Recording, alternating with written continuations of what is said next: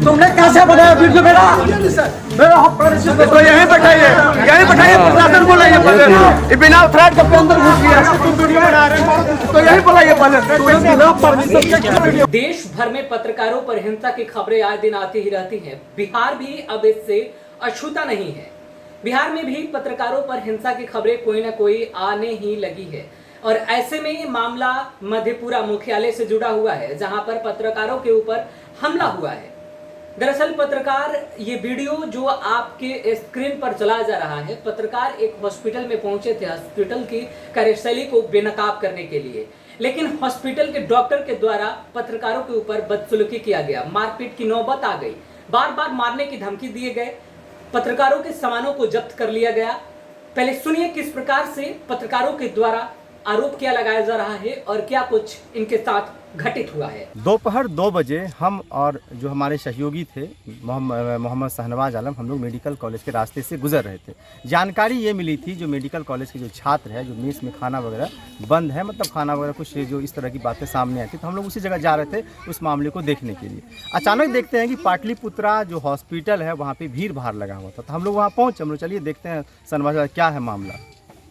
तो एक महिला थी, अधेड़ उम्र की महिला थी, काफ़ी परेशान थी, कुहर रही थी। तो हम बोले क्या बात है, तो बोली कि हम अपना जो ऑपरेशन करवाए थे अब तक हमारा ठीक नहीं हो पाया, 2 बार ऑपरेशन कराए थे, वो यूट्रस का ऑपरेशन करवाई थी, तो वहाँ से पानी वगैरह चल रहा है, पस वगैरह चल रहा है। डॉक्टर साहब बोल रहे हैं कि यहाँ पे जो है ना, अब आप लोग जो है ना यहाँ से पटना चले जाइए अपना इलाज कराने। तो हम उसका बयान वगैरह लिए, सब कुछ लिए, उसके भाई का भी बयान लिया, और वहीं पर हम इंतजार कर रहे थे डॉक्टर साहब आएँगे, हम उनसे ही बात करेंगे। तो हम तो ये सोचे कि हम डॉक्टर साहब से ही बात कर लेते हैं और दूसरे पक्ष के जो लोग हैं उनसे ही बात कर लेते हैं, लेकिन उतने में डॉक्टर साहब आते हैं, गाड़ी से उतरते हैं और धक्का मुक्की करना शुरू करते हैं। तुम्हारी क्या औकात हुई, मेरे कैंपस में कहाँ है तुम चलाया, तुम किससे इजाज़त लिया है मेरे कैंपस में आ गया। तो इस तरह का बात होने लगा। हम चुपचाप से साइड में खड़ा थे। जो शाहनवाज भाई थे हमारे साथ, उसके साथ धक्का मुक्की हो गया।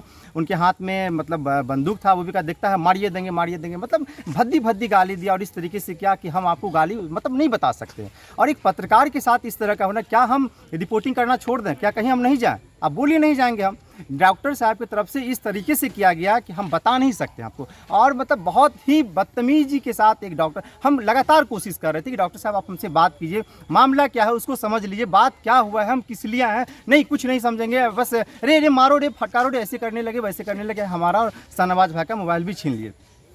काफ़ी जद्दोजहद, काफ़ी कोशिश करने के बाद मोबाइल हाथ लगा, मोबाइल का शीशा भी हमारा टूट गया और शाहनवाज भाई का भी मोबाइल छीन लिया गया। तो इस तरह से हुआ। उसके बाद हम लोग को भगा दिया गया। भगा देने के बाद हम लोग वहाँ से चले गए मधेपुरा में गए। तो जो भी हमारे साथी, जो हमारे सीनियर सर हैं, हम सबको जानकारी दे कि इस तरह का मैटर है, हम लोग खबर करने के लिए गए हुए थे। जानकारी यहाँ पर मिला, भीड़ भाड़ था, हम लोग वहाँ पर गए और लगातार हम लोगों से कह रहे हैं, हम आपसे भी अपील कर रहे हैं कि फुटेज निकाल के देखा जाए, अगर हमारी कहीं कसूर है और अगर हम कहीं दोषी पाए जाते हैं तो आप लोग जो कहिएगा हम करने के लिए तैयार। घटना ये हुई कि मेडिकल कॉलेज में मेस रात में खबर मिली कि बंद था, तो उसी खबर को कवर करने के लिए हम और महराज आलम दोनों मेडिकल कॉलेज जा रहे थे। तभी रास्ते में देखे कि पाटलिपुत्र अस्पताल है मेडिकल कॉलेज के बगल में, वहाँ भीड़ लगी हुई थी, कुछ महिला भी थी, कुछ युवक भी थे। वहाँ हम रुक के पूछने लगे क्या मामला है, तो महिला ने बताया कि ऐसे ऐसे मामला है, 2 बार ऑपरेशन हुआ है और तीसरे बार में बोल रहा है कि हम ऑपरेशन नहीं करेंगे, आप बाहर जाइए। उसी का हम वीडियो कर लिए।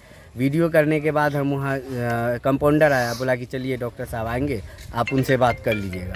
तो डॉक्टर साहब का वेट करने लगे हम महराज आलम, वहीं पे बैठे हुए थे। तभी डॉक्टर गाड़ी से आया, 5-10 आदमी उसके गाड़ी में था, हॉकी स्टिक वगैरह लेके, राइफल भी था। वो आया, उतरते ही कहा, रे पत्रकार, तुम लोग क्या है पत्रकार यहाँ पे, 2 कौड़ी का 2 टका में बिकने वाला, मेरे कैंपस में कहा है तुम घुस गया, तुम्हारा औकात कैसे हो गया।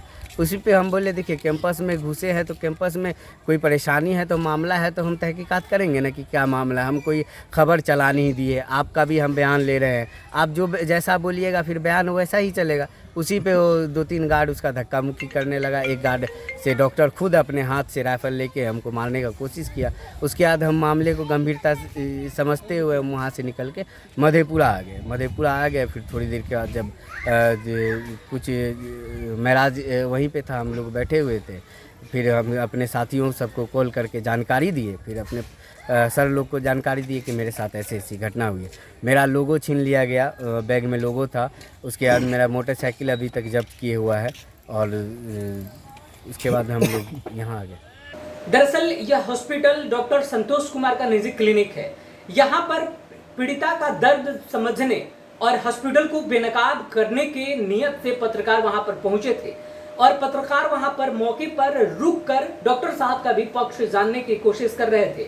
इसी बीच डॉक्टर साहब का आगमन होता है और डॉक्टर साहब पत्रकारों को देखते ही भड़क जाते हैं।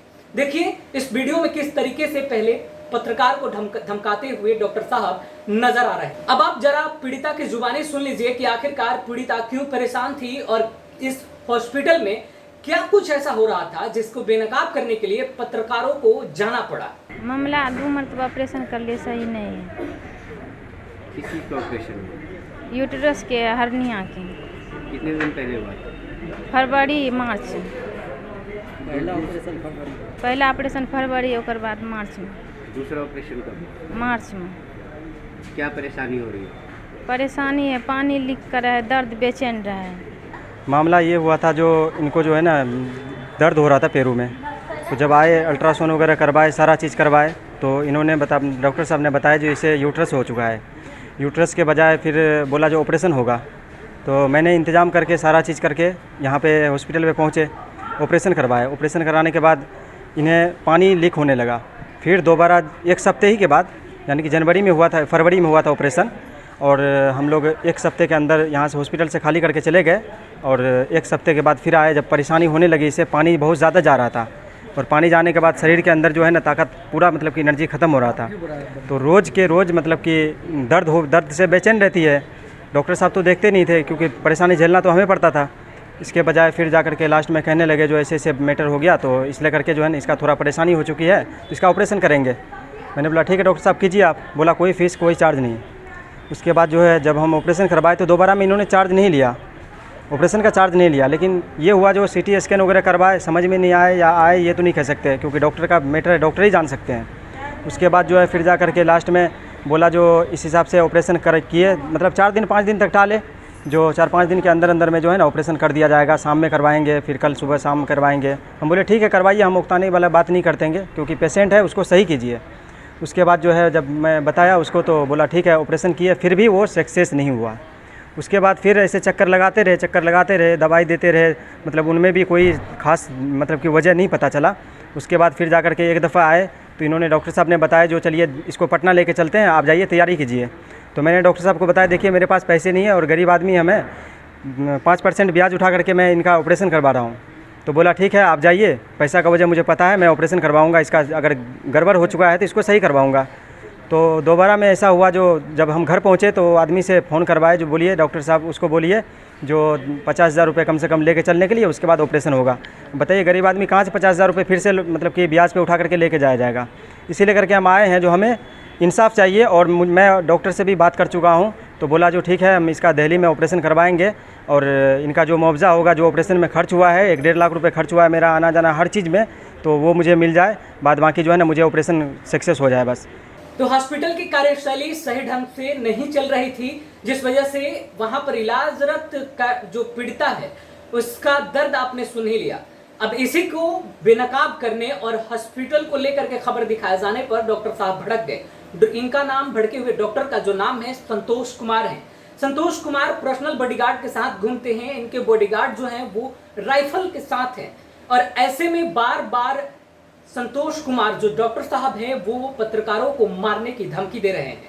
साथ ही साथ पुलिस प्रशासन को बुलाकर इनके ऊपर केस करने की भी धमकी दे रहे हैं। बल्कि धमकी ही नहीं, पुलिस प्रशासन में जाकर के पुलिसिया कार्रवाई यानी शिकायत भी की गई है, डॉक्टर साहब की तरफ से भी की गई है।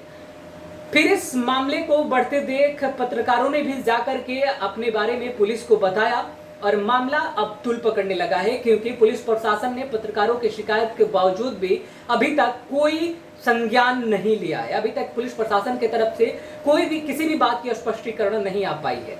आप समझ सकते हैं ये रसूखदार डॉक्टर साहब किस तरीके से अपने क्षेत्र में हावी है। आखिरकार किस तरीके से पीड़िता अपनी दर्द को बता रही है, पीड़िता का ना सुनना, पत्रकारों के ऊपर हमले करना और पत्रकारों के साथ बदसलूकी मारपीट करना ये कतई जायज नहीं हो सकता है। ऐसे में जब हम जनता की आवाज बनकर आप सबों के बीच में आते हैं और हम ही के ऊपर अगर हमले होने लगेंगे, तो आप सोचिए आपकी आवाज को हम लोग कैसे बुलंद करेंगे। आखिरकार क्या कुछ खास होगा, क्या पुलिस कार्रवाई में निकलकर सामने आता है, और क्या पत्रकारों के ऊपर हो रहे हिंसे पर बिहार में बिहार सरकार कोई संज्ञान लेगी या नहीं, वो भी तमाम जानकारी हम आप तक पहुंचाते रहेंगे। फिलहाल देखने वाली बात है कि इस मामले में पुलिस प्रशासन की तरफ से क्या एक्शन लिया जाता है और बिहार के प्रशासनिक आलाकमान किस तरीके से इस मुद्दे को सुलझाता है, डॉक्टर साहब की नियत किस तरीके से समझा बुझा करके ठीक की जाती है। लाइव बिहार यूट्यूब पर सब्सक्राइब और फेसबुक पर लाइक जरूर करें।